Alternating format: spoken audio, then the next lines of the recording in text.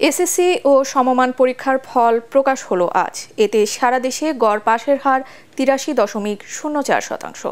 এবারও ছেলেদের চেয়ে মেয়েদের পাশের হার বেশি। সবচেয়ে বেশি পাশের হার যশোরে ৯২.৩৩%। কমেছে জিপিএ 5-এর সংখ্যা। ৫১টি প্রতিষ্ঠানে কেউ পাশ করেনি। এর আগে ফলাফলের সারসংক্ষেপ প্রধানমন্ত্রী শেখ হাসিনার হাতে তুলে দেন শিক্ষামন্ত্রী। এ সময় প্রধানমন্ত্রী শিক্ষায় মেয়েদের চেয়ে ছেলেদের পিছিয়ে পড়ার কারণ খুঁজে বের করার আহ্বান জানান। বিস্তারিত ইয়াসিন রানার রিপোর্টে।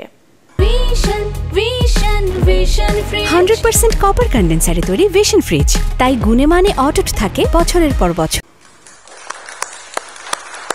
এবছর মোট ১১টি শিক্ষা বোর্ডের অধীনে এসএসসি ও সমমানের পরীক্ষায় অংশ নেয় ২০,২৪,১৯২ জন শিক্ষার্থী। এর মধ্যে মাদ্রাসা শিক্ষা বোর্ডের অধীনে দাখিল পরীক্ষা দিয়েছে ২,৪২,৩১৪ জন, আর কারিগরি শিক্ষা বোর্ডের অধীনে অংশ নেয় ১,২৬,৩৭৩ জন। পরীক্ষার প্রায় ২ মাস পর ফল ঘোষণা করল শিক্ষা মন্ত্রণালয়। রোববার সকালে এর সারসংক্ষেপ ও পরিসংখ্যান গণভবনে প্রধানমন্ত্রী শেখ হাসিনার হাতে তুলে দেন শিক্ষামন্ত্রী মহিবুল হাসান চৌধুরী নওফেল। এ সময় শিক্ষা বোর্ডের চেয়ারম্যানরা উপস্থিত ছিলেন। পরে সচিবালয়ে নিজ দপ্তরে আনুষ্ঠানিকভাবে এসএসসির ফল ঘোষণা করেন শিক্ষামন্ত্রী। এই বছর সকল শিক্ষা বোর্ডে পাশের হার ৮৩.০৪%। এবছর সকল শিক্ষা বোর্ডে উত্তীর্ণ মোট ছাত্রের চেয়ে ৫৯,০৪৭ জন বেশি ছাত্রী উত্তীর্ণ হয়েছে এবং ছাত্রের চেয়ে ১৫,৪২৩ জন বেশি ছাত্রী জিপিএ ৫ পেয়েছে।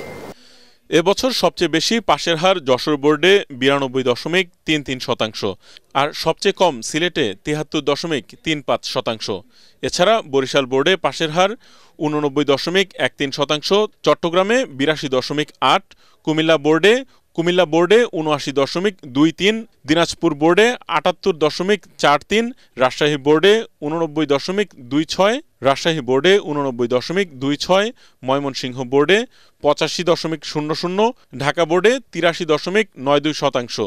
এছাড়া কারিগরি বোর্ডে ৮১.৩৮%, মাদ্রাসা বোর্ডে ৭৯.৬৬%। এবছর জিপিএ 5 পেয়েছে ১,৮২,১২৯ জন। এছাড়া ৫১টি শিক্ষা প্রতিষ্ঠানে কেউ পাশ করেনি। পরীক্ষার ফল হস্তান্তর অনুষ্ঠানে মাধ্যমিকের শিক্ষার্থী সংখ্যা এবং পাশের হারে মেয়েদের চেয়ে ছেলেরা পিছিয়ে কেন তার কারণ খুঁজে বের করার আহ্বান জানান প্রধানমন্ত্রী শেখ হাসিনা। কিন্তু ছেলেরা পিছিয়ে আছে কেন এখন সেটা আমাদের দেখতেই হবে, কি কারণে। কারণ আপনারা জানেন ইদানিং একটা দেখা যাচ্ছে কিশোর গ্যাং নামে, কেন ছেলেমেয়েরা এই পথে যাবে? এটা তো আমাদের জন্য গ্রহণযোগ্য না। এ সময় শিক্ষায় ব্যয়কে বিনিয়োগ হিসেবে বিবেচনা করতে অভিভাবকদের প্রতি আহ্বান জানান সরকার প্রধান। সরকার বিশ্ব পরিমণ্ডলে প্রতিযোগিতা করে টিকে থাকার মতো শিক্ষা ব্যবস্থা প্রবর্তন করতে চায় বলে জানান প্রধানমন্ত্রী। তথ্য প্রযুক্তির যুগ, তাছাড়া শিল্প বিপ্লব, এটা তো প্রতিনিয়ত পরিবর্তনশীল।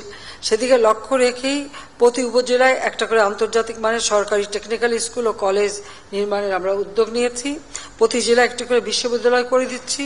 শিক্ষিত জনগোষ্ঠী ছাড়া কখনো উন্নতি সম্ভব নয় উল্লেখ করে সন্তানদের সুশিক্ষিত করার ব্যাপারে অভিভাবকদের আরও গুরুত্ব দেওয়ার আহ্বান জানান প্রধানমন্ত্রী শেখ হাসিনা। ইয়াসিন রানা, এটিএন বাংলা, ঢাকা।